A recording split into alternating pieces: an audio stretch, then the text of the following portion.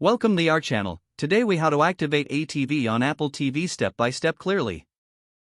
To activate AETV on your Apple TV, start by turning on your device. Navigate to the App Store from the main screen. In the App Store, use the search feature to look for AETV.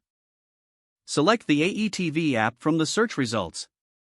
Click on the Get or Download button to install the app. Once the installation is complete, open the AETV app. You will be prompted to sign in or activate your account. Choose the option to activate your account. A code will be displayed on your screen. Take note of this activation code. Now, grab a computer or smartphone and open a web browser. Visit the activation website indicated in the app. Input the activation code in the specified field on the website. Follow any additional prompts to log into your account. Once you've successfully logged in, confirm the activation. Return to your Apple TV where you should see a confirmation message. You are now ready to explore AETV's content. Enjoy watching your favorite shows and episodes. If the page does not load, refresh the browser or try again in a private or incognito window.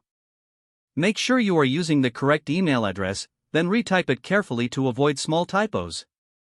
If your password is not accepted, use the reset option and create a new strong password you can remember.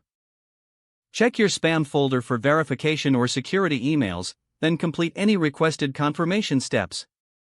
Enable two-factor authentication if available to improve account security and reduce unauthorized access risk.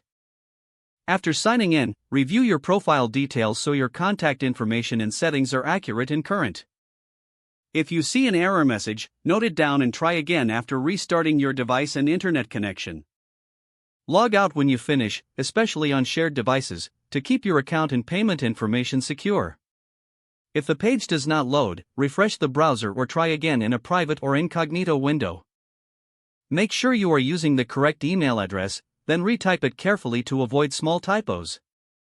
Don't forget to like this video and subscribe to our channel for more step-by-step tech guides.